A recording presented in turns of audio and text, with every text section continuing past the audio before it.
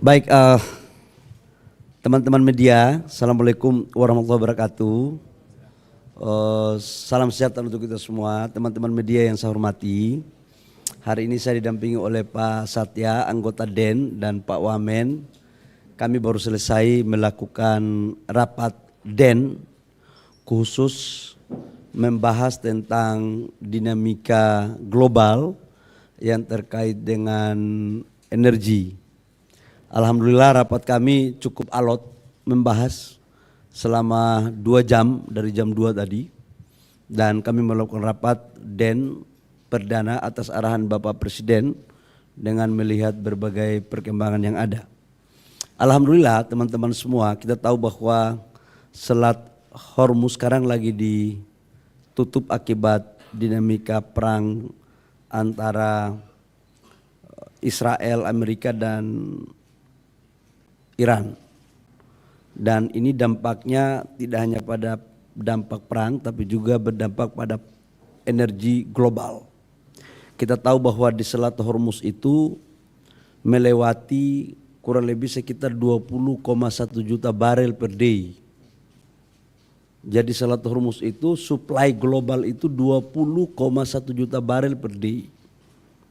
Di mana 20,1 juta barel per day itu termasuk di dalamnya adalah Indonesia melakukan impor crude dari Middle East yang melewati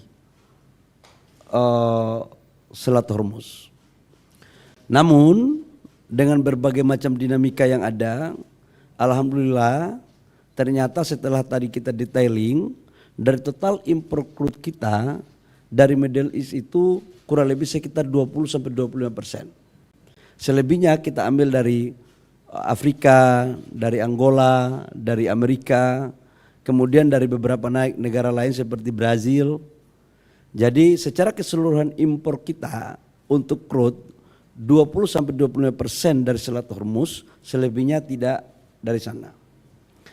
Apa strategi yang harus kita lakukan agar kita tidak terperangkap dengan dinamika global? Jujur saya katakan bahwa dari intelijen kami, dari kajian kami, dari komunikasi kami dengan berbagai negara di dunia, sekalipun informasi disampaikan bahwa ketegangan ini akan selesai dalam waktu, ada yang mengatakan 5 hari, ada yang mengatakan 2-4 minggu, tapi keyakinan kami setelah kami melakukan kajian, ini tidak akan bisa kita ramalkan kapan selesai.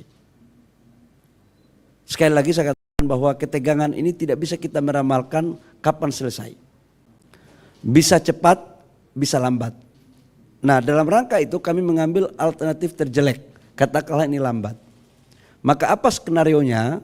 Skenarionya adalah sekarang ini untuk crude yang kita ambil dari Middle East, sebagian kita alihkan untuk ambil di Amerika. Supaya apa? Ada kepastian ketersediaan crude kita. Yang kedua, impor kita kan untuk solar kan udah selesai. Yang kita impor sekarang bensin. RON 90, 93, 95, 98.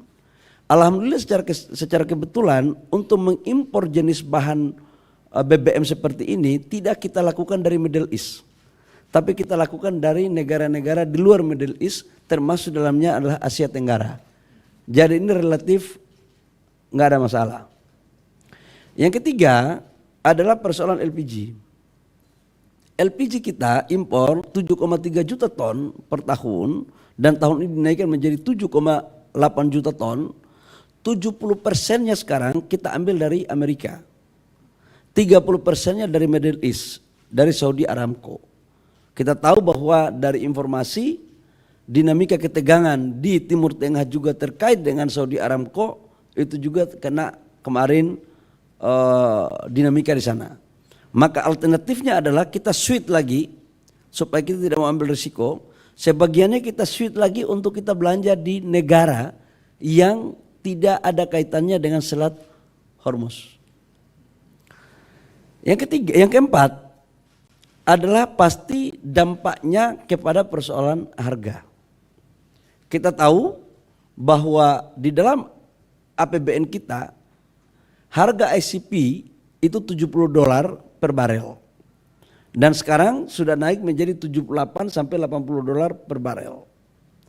Ini yang akan kita harus hati-hati, ini berdampak pada kenaikan subsidi yang akan ditanggung oleh negara. Tapi di sisi lain dengan kenaikan harga ICP itu juga negara mendapatkan pendapatan. Karena kan kita berkontribusikan kurang lebih sekitar 600.000 barel sampai 600.000 lebih barel per day. Nah selisih ini yang sedang kita hitung.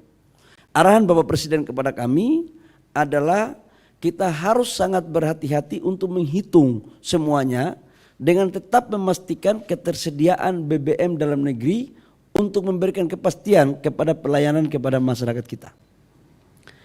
Khusus untuk menyangkut dengan persiapan hari raya, Hari Raya Idul Fitri bulan puasa, alhamdulillah teman-teman, saya menyampaikan bahwa untuk stok BBM kita, crude BBM LPG itu semua rata-rata di atas standar minimum nasional. Kita tahu bahwa standar minimum nasional adalah 21 hari. Ini semuanya di atas 21 hari. Dan memang secara faktanya ketahanan energi kita, storage kita itu maksimal di angka 25 sampai 26 hari, enggak lebih dari itu.